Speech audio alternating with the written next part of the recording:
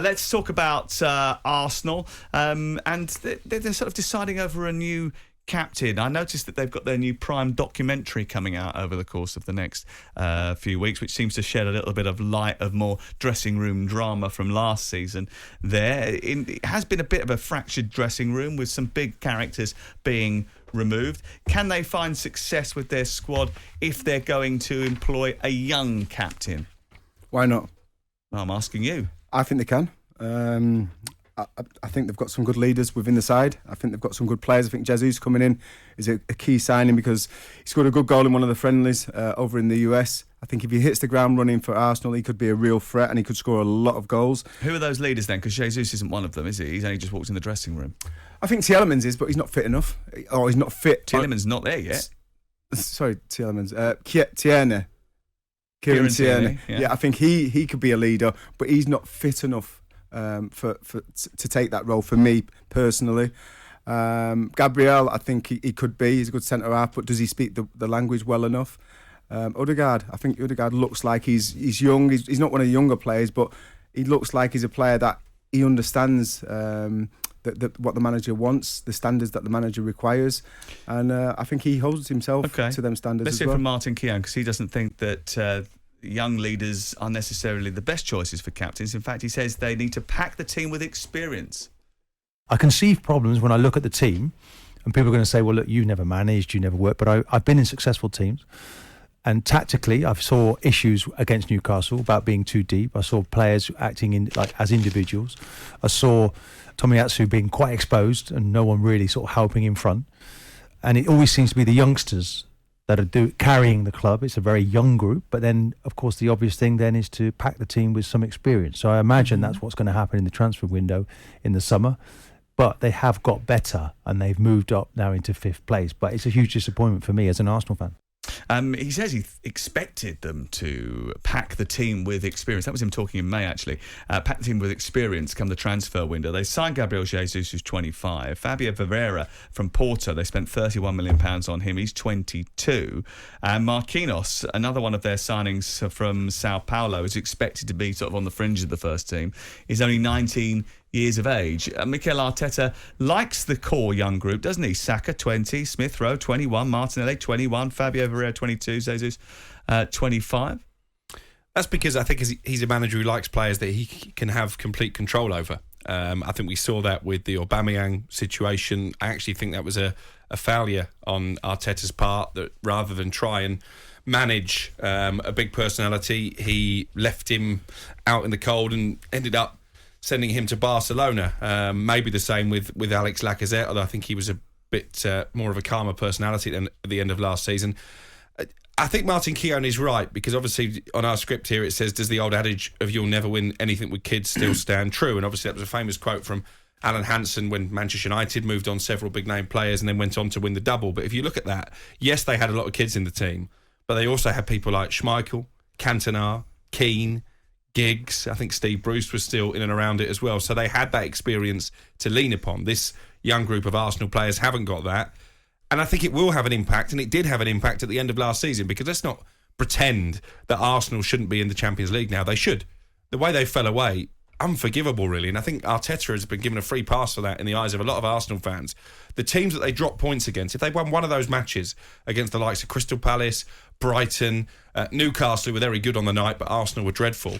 One win from those games and they'd be a Champions League club this season. It's a little bit harsh to say that he doesn't control older, big characters, isn't it? Because he's managed to get Granit Xhaka on side after what was a very difficult time for him. And there's no doubt he's got a big personality. He's still a liability.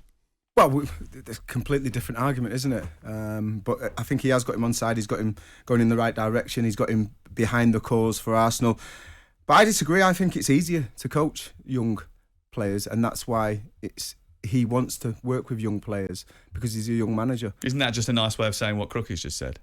Not really, because if you've got some older players like Xhaka, he's managed to deal with him, so he's proved that he hasn't, can. though, is it? Because he still gets sent off, he still gives away penalties. But why is it easier to coach younger players? Well, one, they've got less bad habits, so they've picked up less bad habits than the older players, than the young players. Also, I think it's easier to get them to buy into you. as an older player, you'll question everything, which is good, and you should want that as an experienced coach. So it is a nice way of saying what he's just said. when you're not an experienced player, you're going to do as you're told. You're delighted to be in the squad. You're delighted to be getting information from the manager who's trying to help you become a better player. When you're older, it's a little bit more difficult to sell them ideas to players. Pep does it really well. He'll go in and he changed Aguero. I think Klopp's done it with certain players. You see the good managers, they're competent in that, but they're also very experienced. You get someone like Arteta who's not got that kind of experience, and he might find it more challenging to change these older players. Captaincy has been an issue for them for a while. Who's going to have the armband? It seems to be a rotating trinket, really. Who's going to take it on now? If it is Odegaard, will he keep hold of it over the long term? Is that what they need to do, really? Just invest in someone who's going to be there for 5-6 years? Yeah, that makes sense. I don't know if I've seen too much from Odegaard to suggest that he has the captaincy skills. I guess it depends what you're looking for from your captain. I do like my captain to be a bit of a shouter and a screamer. Maybe I'm old school in that department, but I give it to Aaron Ramsdale. And actually, I'll go back to the word that I used when he first signed for Arsenal, and you mocked me for it. I said he's got a terrific personality, and you said, well, that's just what they need. It was actually what they needed. Again, not true. That's not what happened. I said, that's not what I said at all. But anyway, go on. Yeah. It was what they needed, and I think he is someone who leads. I know there is an argument that goalkeepers don't make captains, but there are countless examples of goalkeepers who will defy that.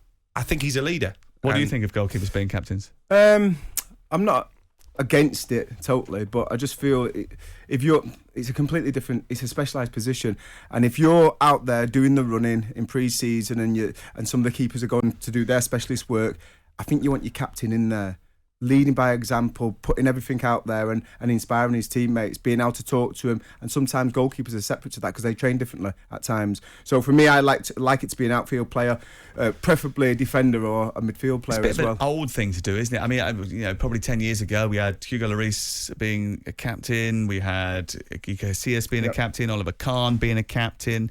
I think even at one stage, wasn't David Seaman a captain? Yeah, I think he was for a little while as well. Did you mention Schmeichel? I think it's important. I Schmeichel, think it's important to understand that a captain doesn't have to play in the team every week. And Casper actually captained Leicester in the FA Cup final. Yeah. Actually, now I've said so you can have a vice captain who will, if the captain's not playing, a little bit like West Ham last year. Noble didn't play a lot of football, but he set the standards. He made sure the tone stayed the same. He passed on a lot of good things to Declan Rice. I think if you've got a captain, it doesn't necessarily have to play every week. I'd say someone like an El Nene, he looks like he's thoroughly behind. He's not going to play every week. He's not going to be he may not even be part of the club. He was but on loan last year he's someone who fights for the club when he plays. I think he did really well once coming back in, but he's never been someone who's been a regular, even at the club. They've loaned him out, I think, twice. I think the fact we're even having this debate and we're throwing so many different names into the mix in itself is possibly a problem, because what you want, I think, in the modern game is not one leader. You want leaders all over the pitch. Well, maybe they have got that. No, I'm not convinced they have. I don't think we saw much leadership in those final matches that I've spoken about. No surprise that Alex Crook put forward his golfing buddy and good pal Aaron Ramsdale. Aaron Ramsdale so close to Alex Crook that they went on the same golfing trip for the summer, would you believe? I've seen pictures of it. Was Aaron Ramsdale in our hotel when we went away? It was one of life's magical coincidences. Yeah, and he was playing golf. Of course he was. Yeah. Right, okay. You're listening to talkSPORT. Jim White and Simon Jordan. Monday to Friday mornings from 10 on AM, on DAB, via the talkSPORT app and on your smart speaker. talkSPORT.